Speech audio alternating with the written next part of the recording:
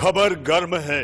प्रधानमंत्री मोदी की कश्मीरी नेताओं के साथ 24 जून को बैठक है। ऐसा लगता है कि कश्मीर पर बर्फ पिघलने वाली है। नानुकुर के बाद गुपकार समूह भी बैठक में आएगा। प्रधानमंत्री बताएंगे, सुनेंगे भी और सुनाएंगे भी। जिसको लेकर मचा बवाल है तो मैं लेकर आया हूं, देश का सवाल है। नमस्कार, मैं हूं मनीष अवस्थी, हाजिर हूं आपका अपना पसंदीदा डिबेट शो देश का सवाल लेकर। इससे पहले कि हम अपनी बहस और चर्चा की ओर आगे बढ़े, इस वक्त की बड़ी खबर 24 जून को होने वाली मीटिंग को लेकर बड़ी खबर। जम्मू कश्मीर के परिसीमन पर होगी चर्चा, परिसीमन आयोग की रिपोर्ट पर होगी चर्चा। जम्मू कश्मीर के परिसीमन को लेकर पार्टियों में सहमति बनाने की कोशिश। जम्मू कश्मीर विधानसभा चुनाव को लेकर भी होगी चर्चा। बैठक के एजेंडे में 370 का मुद्दा नहीं, इस वक्त की बड़ी खबर।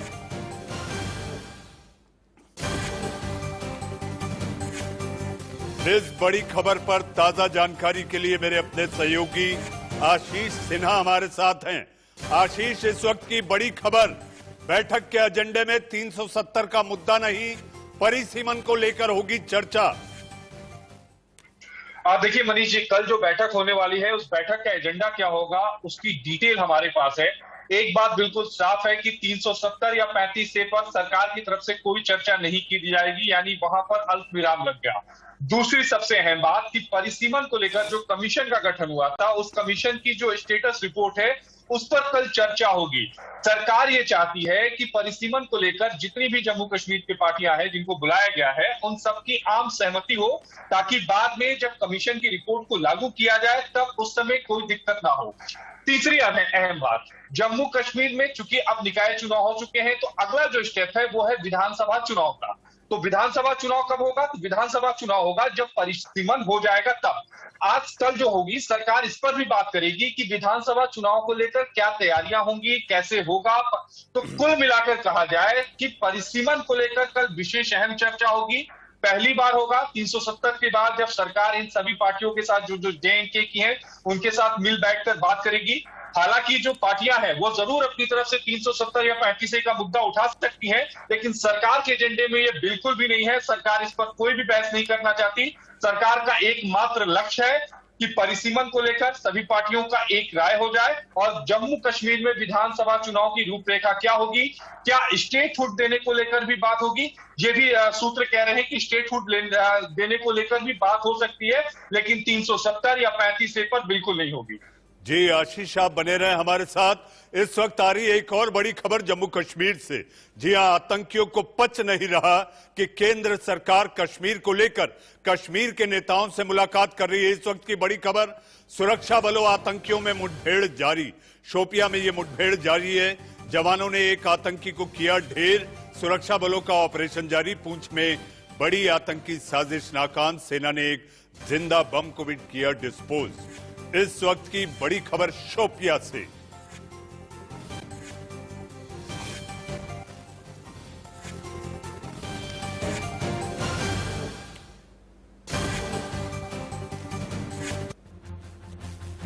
इन दो बड़ी खबरों के बाद बढ़ते हैं अपनी असल मुद्दे यानी कि देश के सवाल की ओर। 24 जून यानी कि गुरुवार को प्रधानमंत्री मोदी और गुपकार में शामिल नेताओं की मीटिंग होनी है। इस मीटिंग से पहले आज PDP के चीफ महबूबा मुफ्ती दिल्ली के लिए रवाना हो गई। मीटिंग से पहले नेशनल कॉन्फ्रेंस के चीफ फारूक अब्दुल्ला ने भी अपनी पार्टी के कार्यकर्ताओं से बात की और PM मोदी के साथ होने वाली मीटिंग को लेकर चर्चा भी की। PM के साथ गुपकार की इस मीटिंग को लेकर सुरक्षा एजेंसियां भी चौकन्नी हैं।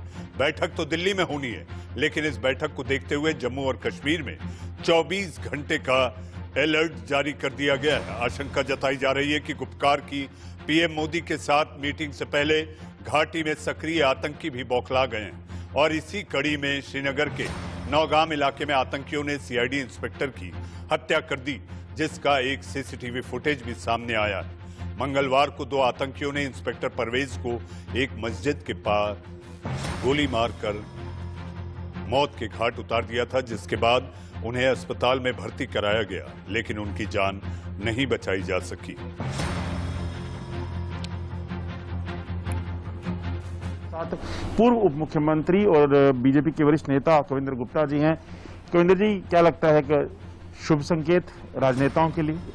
देखिए, प्रीसीमन का गठन, इसके जो आयोग था इसका गठन पहले से किया जा चुका है और मुझे लगता है कुछ कोरोना महामारी के दौरान ये कुछ चीजें डिले हुई हैं और लोग भी चाहते हैं कि जल्द से ये प्रोसेस खत्म हो और एक लोकतांत्रिक सरकार यहाँ पर बने। धारा 370 टूटने के बाद जो परिस्थितियां थी उसको देखते हुए गवर्नर रूल लगाया गया था, उपराज्यपाल शासन। तो मुझे लगता है कि 24 तारीख को राजनीतिक पार्टियों को बुलाया जाना अपने आप में एक संदेश देता है कि कुछ पॉलिटिकल प्रोसेस यहाँ पर शुरू होगा। आज जो डिलिमिटेशन को लेकर मीटिंग होने वाली है डिप्टी कमिश्नर के साथ, किस तरह से लगता है कि जम्मू और कश्मीर, क्योंकि आप बार बार आवाज उठाते रहे हैं कि जम्मू के साथ भेदभाव होता है, सीटें कम हैं, कश्मीर में ज्यादा है, क्या सोच रहे हैं कि डिलिमिटेशन कमीशन जो बना है उसमें अब जम्मू के साथ बैलेंस होगा? देखिए, भेदभाव तो हुआ है, इसमें कोई दो राय नहीं। आज भी जिस सीट से मैं इलेक्शन लड़ा हूं वो 2 लाख वोटर्स की सीट है। कश्मीर में ऐसी बहुत सी सीटें हैं जहां 20,000, 25,000, 50,000 तक हैं। तो इस गैप को कहीं ना कहीं भरने की जरूरत है। उसमें एक मापदंड अपनाने की जरूरत है। उसमें असेसिबिलिटी, उसका टैलेंट, वोटर की संख्या, एरिया वाइज या पॉपुलेशन, इन सभी चीज़ों को कंसिडर करके तो मुझे लगता है कि इंसाफ जम्मू के साथ भी होना चाहिए और कश्मीर के साथ भी होना चाहिए, ताकि आइंदा आने वाले समय में इस पर कोई उंगली ना उठा सके।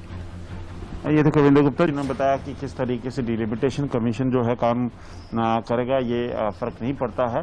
भेदभाव जो हुआ है वो कहीं ना कहीं जो है उसे इस बार जो है ना हो, इस चीज को ख्याल करेगा। अनुज कुमार के साथ अजीज नडियाल, इंडिया न्यूज, जम्मू। हमारे संवाददाता अजय जांडियाल की बातचीत आपने सुनी। मोदी के साथ मीटिंग से पहले नेशनल कॉन्फ्रेंस के अध्यक्ष फारूक अब्दुल्ला ने अपनी पार्टी के लोगों के साथ मीटिंग की। इस मीटिंग में किन मुद्दों को लेकर चर्चा हुई, खुद नेशनल कॉन्फ्रेंस के नेता देवेंद्र गुप्ता से आप ही सुनिए।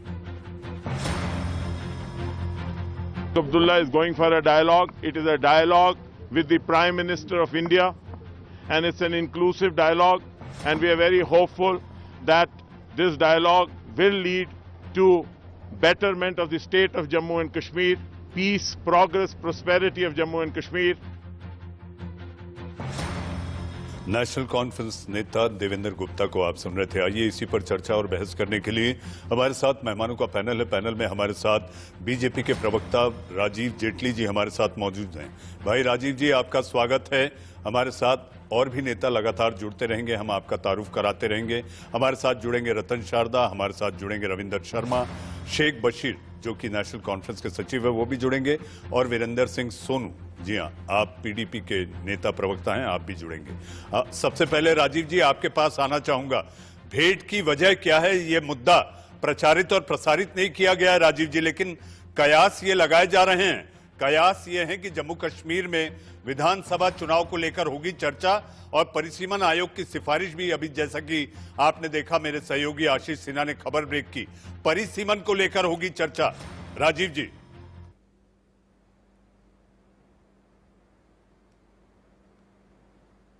हाँ बिल्कुल, देखिए जो जानकारी मीडिया के माध्यम से हमारे पास आ रही है वो यही आ रही है कि परिसीमन को लेकर के चर्चा होगी। चुनाव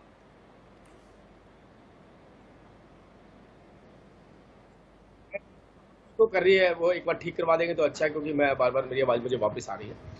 तो चुनाव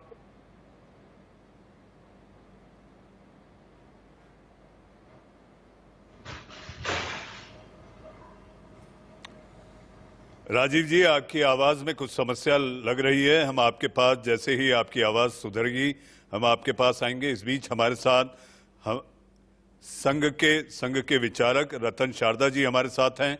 रतन जी, अगर आपको मेरी आवाज आ रही है तो मेरा सवाल आपसे, प्रधानमंत्री की पहल कश्मीरी नेताओं के साथ बातचीत को लेकर, कश्मीर में आतंकी बौखला गए हैं, और जैसा कि आपने देखा एक इंस्पेक्टर की हत्या, उसके बाद शोपिया में अटैक, और इसके साथ साथ ये कहा जाए कि वो घात लगाए बैठे हैं। आपको लगता है कि कल के प्लान में जो बैठक होगी उसमें आतंक के खात्मे का भी प्लान तैयार होगा? नमस्कार जी, धन्यवाद मुझे बुलाने के लिए। पहले तो मैं कहना चाहूंगा कि आतंक के खात्मे के पीछे इन लोगों को बुलाने का कोई लाभ नहीं है। ये इररिलेवेंट पॉलिटिशियन है जो अपनी रेलेवेंस खोज रहे हैं। मैं वहाँ के तरुणों से बात कर चुका हूँ, वैली के तरुणों से, जम्मू तो कर ही रहा हूँ, और उन्होंने कहा कि सारे जो बूढ़े बिल्कुल बेकार हो चुके राजनीतिज्ञों को महत्व देना बिल्कुल उपयोग नहीं, हम कोई इनके साथ नहीं है। वहाँ की तरुण पीढ़ी एक नया जीवन चाहती है, इसलिए 370 की बात न करना स्वाभाविक है। और अगर इन पॉलिटिशियंस को रेलेवेंट रहना है तो उनको बैठक में भी आना पड़ेगा, उनको सहयोग भी करना पड़ेगा उनके अपने फ्यूचर के लिए, वरना उनका फ्यूचर तो आने वाले 4-5 साल में डार्क है ही। दूसरी बात, डिलिमिटेशन की बात तो जेन्युइन है, मैं नहीं जानता एजेंडा क्या है, तो आपके एजेंडा जो आप बता रहे हैं उसके ऊपर मैं बात कर रहा हूँ। डिलिमिटेशन के ऊपर जो अन्याय हुआ था 1949 से लेकर हम जानते हैं, आबादी जम्मू की ज्यादा, सीटें कश्मीर की ज्यादा, और ऐसी सीटें कि उसके बाद में कभी भी कोई भी जम्मू से चीफ मिनिस्टर बन ही नहीं सकता। ये 70 साल से जो अन्याय था, रेवेन्यू जम्मू से आता था, अधिक आबादी जम्मू की, उद्योग जम्मू में, और सारे जो फंड जाते थे सारे कश्मीर वैली के पॉलिटिशियन मिलके खाते थे, वो अब हो रहा है बंद। तो इसके कारण डिलिमिटेशन आवश्यक है। और ये जो जैसे मैंने कहा कि इररिलेवेंट लोग हैं, और 35 से 370 की बात तो करना ही फिजूल है। जिस कानून के अंतर्गत वहां के शेड्यूल ट्राइब के लोग, महिलाएं, पाकिस्तान से आए हुए लाखों रिफ्यूजी, इनका जीवन नरक बना हुआ था, गोरखा जिनका जीवन नरक बना हुआ था, जिनको कोई अधिकार नहीं थे, वाल्मीकियों को अधिकार नहीं थे, जिनको पंजाब से लोग लेकर आए थे, तो उन लोगों का जब अगर न्याय ही नहीं है, वहां की बेटियों को न्याय नहीं मिलता, तो 370-35 की बात करने का लाभ क्या है। 108 कानून केंद्र के जो कि वहां के लोगों के लाभकारी थे वो कभी लागू नहीं हुए। इसलिए सारे आउटडेटेड ऐतिहासिक हो चुके लोग हैं, इनको अगर रेलेवेंस खोजना है तो इनको मोदी जी के साथ सहयोग करना पड़ेगा, वरना ये बातचीत का कोई उपयोग होगा नहीं। वो आ रहे हैं, मोदी जी उनको चांस दे रहे हैं, they should be obliged, they should be happy कि उनको मोदी चांस दे रहे हैं अपने आप को रास्ते पे लाने का, अपने आप को रेलेवेंट रखने का। मैं इसको इतना ही मानता हूँ, वो कैसे अपने आप को पेश करते हैं आने वाले समय में, इससे उनका फ्यूचर डिसाइड होगा। जम्मू कश्मीर का फ्यूचर तो डिसाइड हो चुका है, उसके बारे में किसी के मन में कोई शंका नहीं है। रतन जी, मैं आपसे एक ही बात कहूंगा कि इस बातचीत के अंदर जम्मू के नेता भी होने चाहिए थे। मान लिया कि प्रमुख नेता जम्मू के ही हैं पीएमओ के अंदर, हमारे मंत्री, लेकिन जम्मू के अन्य लोगों की बातचीत भी होनी चाहिए थी कि मुद्दा जम्मू कश्मीर का है, केवल कश्मीर वैली का नहीं है। ये गलती पहले भी होती थी, फोकस कश्मीर पे रहता था, अब फोकस पूरे जम्मू कश्मीर पे होना चाहिए। इसलिए होना चाहिए था कि जम्मू के भी कुछ नेता और बुलाए जाते। जी रतन जी, जहां तक आपने बात की कि ये बेफिजूल के नेता दिखाई देते हैं, आउटडेटेड हैं, तो फिर इन्हें बुलाया क्यों गया, इनका रिलेवेंस क्या है? रतन जी देखिए, सौहार्द का वातावरण बनाना प्रधानमंत्री जी का काम है।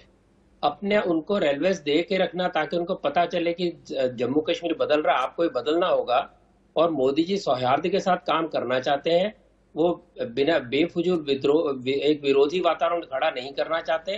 थोड़ी न्यूसेंस वैल्यू तो है ही इनकी, तो अगर उनके साथ मौका मिला है कि जब वो अपने रेलेवेंस रख सकें और समाज के साथ चल सकें, मोदी जी उनको मौका दे रहे हैं और वहां का वातावरण अच्छा बने, इसके लिए वो बुला रहे हैं।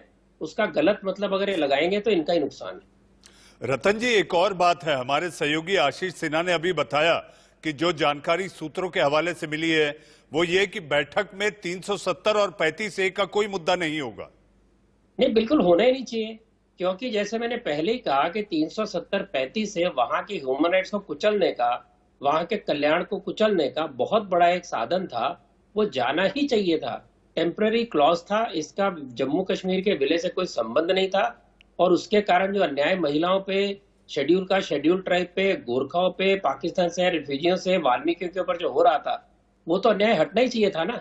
इसमें कोई सवाल ही नहीं कि उनके ऊपर अन्याय हो रहा था, उनको हटना जरूरी था। रतन जी, हमारे साथ मेहमान के रूप में दो खास मेहमान रविंदर शर्मा जी और हमारे साथ हैं वीरेंद्र सिंह सोनू, जो कि पीडीपी के युवा नेता हैं। आप दोनों का बहुत बहुत स्वागत है। राजीव जेटली जी, राजीव जी, आपको मेरा सवाल अगर पहले जो मैंने आपसे पूछा था अगर आपके स्मरण में हो तो राजीव जी आप अपना जवाब पूरा करें, नहीं तो मैं सवाल दोहरा देता हूं। हाँ, मुझे मालूम है कि आपने मुझसे पूछा था कि आपका एजेंडा क्या है। देखिए, कश्मीर के अंदर बहुत सारी राजनीतिक पार्टियां हैं, बहुत सारी राजनीतिक पार्टियां जो क्लेम करती हैं कि वो कश्मीर से प्यार करती हैं, और एजेंडा केवल इतना है कि अगर आप उनसे कश्मीर से लगाव रखते हैं तो मुझे लगता है कश्मीर की जो दलित हैं, कश्मीर के वाल्मीकि हैं, कश्मीर के गुरखा हैं, कश्मीर में जो पश्चिमी पाकिस्तान से आए लोग हैं जो बसे हुए थे, तो उनके अधिकार जो भारतीय जनता पार्टी देश के प्रधानमंत्री ने उन्हें कश्मीर में दिए हैं, उनको उनसे वंचित ना किया जाए, इसके लिए आपका भी योगदान चाहिए। ये हमारा एजेंडा, प्रमुख एजेंडा है। दूसरा एजेंडा हमारा ये है कि कश्मीर के अंदर जो कश्मीर की ही बच्चियां अपने अधिकार खो देती थी, अपने घरों में नहीं रह पाती थी, अगर वो बाहर कहीं शादी करती थी तो वो वहां की नागरिक नहीं कहलाती थी, तो वो अधिकार उनका वापस जो देश के प्रधानमंत्री ने दिए हैं, उसमें आपका सहयोग चाहिए। तीसरा हमारा एजेंडा यह है कि कश्मीर के अंदर प्रतिनिधित्व सभी लोगों का होना चाहिए। प्रतिनिधित्व चाहे वो जम्मू हो, चाहे वो कश्मीर हो, वैली हो, सब में बराबर का रिप्रेजेंटेशन होना चाहिए।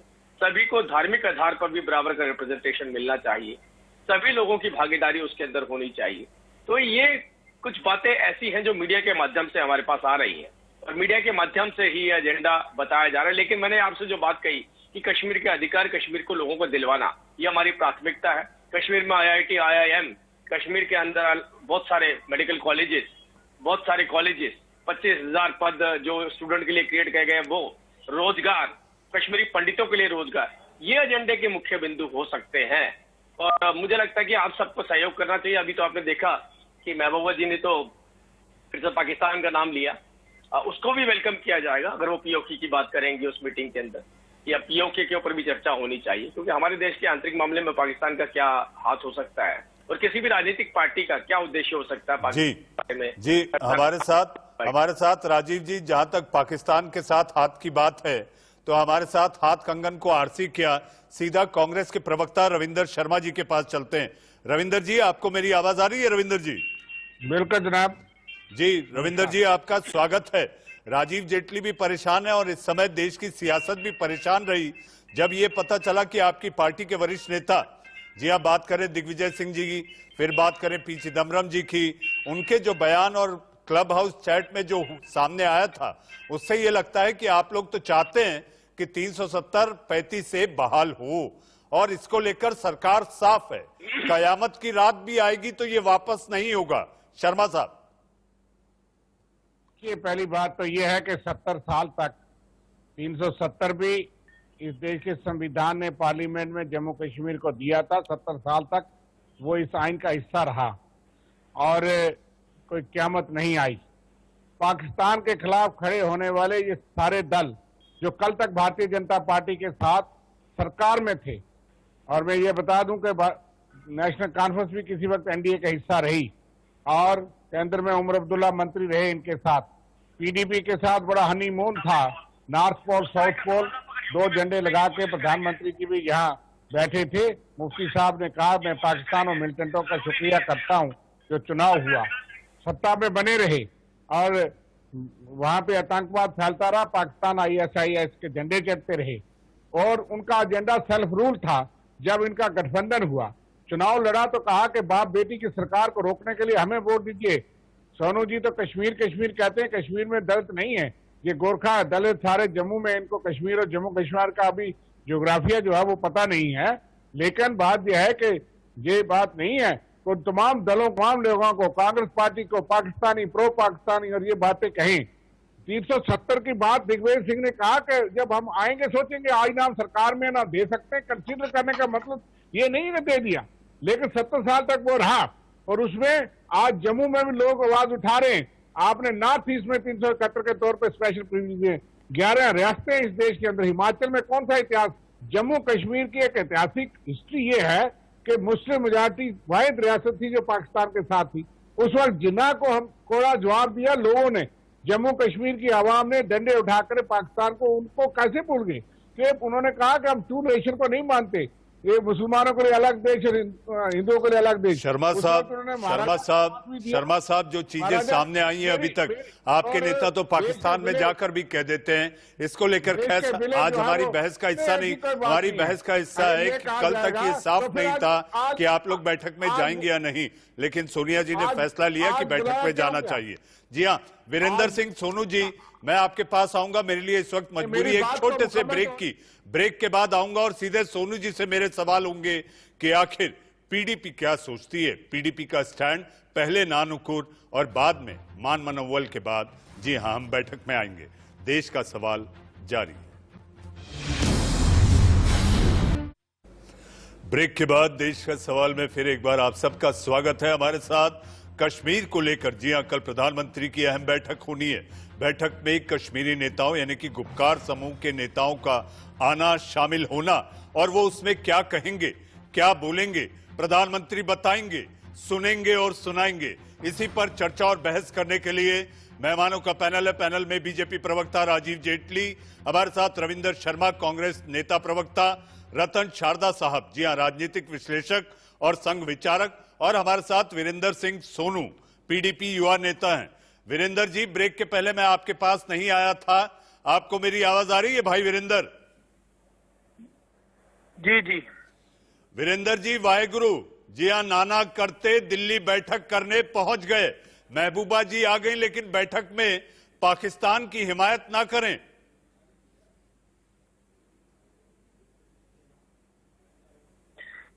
जी देखिए, आपका सवाल हो गया जी, अब मैं जवाब दूं।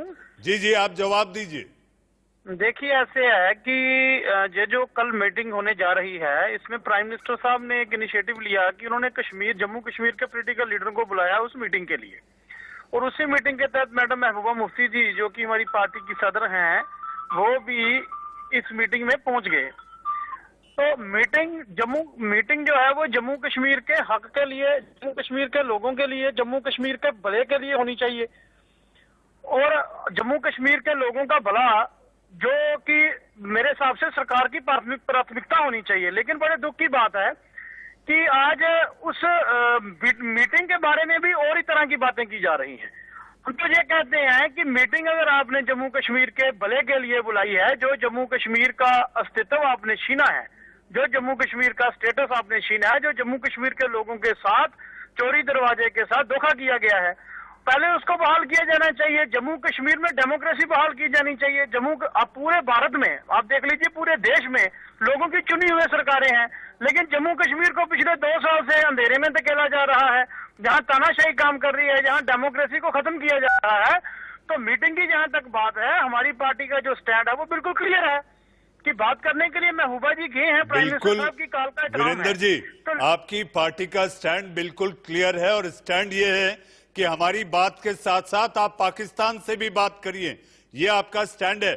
मुझे ऐसा लगता है राजीव जी, वीरेंद्र सिंह सोनू जो कि पीडीपी के युवा नेता हैं, वो कह रहे हैं कि कश्मीर में लगभग 2 साल पूरे हो जाएंगे कुछ महीनों बाद, खासकर 2 महीनों बाद अगर मोटा मोटी कहा जाए। तो ऐसी सूरत में जी हाँ, 5 अगस्त 2019 की वो ऐतिहासिक तारीख से अभी भी कश्मीर के कई नेताओं के गले नहीं उतरी है।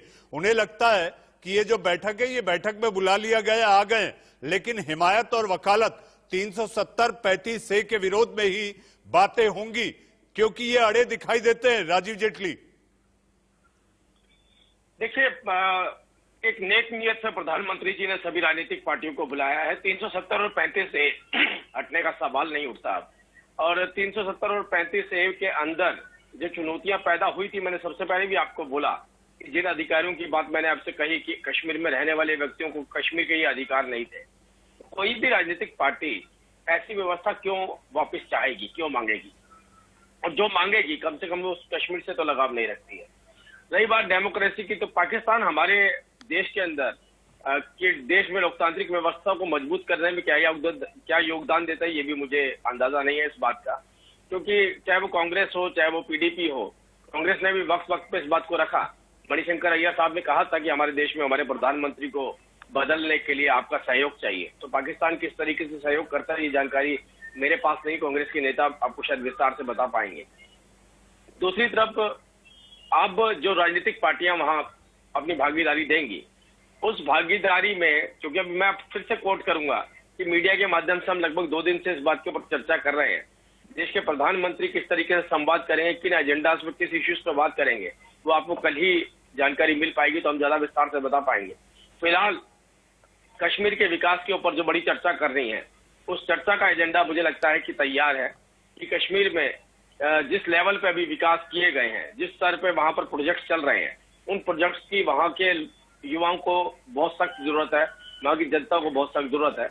और ये विकास की धारा रुके ना, इसको बनाए रखने के लिए और प्रदेश के अंदर लोकतांत्रिक व्यवस्था मजबूत करना, चुनाव करवाने के लिए इन सब राजनीतिक पार्टियों को आमंत्रित किया गया है। लेकिन अब राजीव जी, तू मैं और राजीव किंतु जी, नहीं होना चाहिए। राजीव जी, मेरा सवाल है, केंद्र सरकार ने संसद में वचन दिया था कि राज्य का दर्जा बहाल करेंगे, तो कल की बैठक में क्या ये भी एक मुद्दा हो सकता है परिसीमन के अलावा? मैं अवश्य जी आपको बताना चाहता हूं कि ये कल की बैठक के बाद चर्चा होगी तो ज्यादा अच्छा है। क्या क्या इश्यूज उसके अंदर आने वाले हैं, कौन कौन सी राजनीतिक पार्टी किन बातों को रखने वाली है, और देश के प्रधानमंत्री जी ने जो कश्मीर के लिए विजन, जो उनका विजन है वो उनके सामने विस्तार से रखेंगे।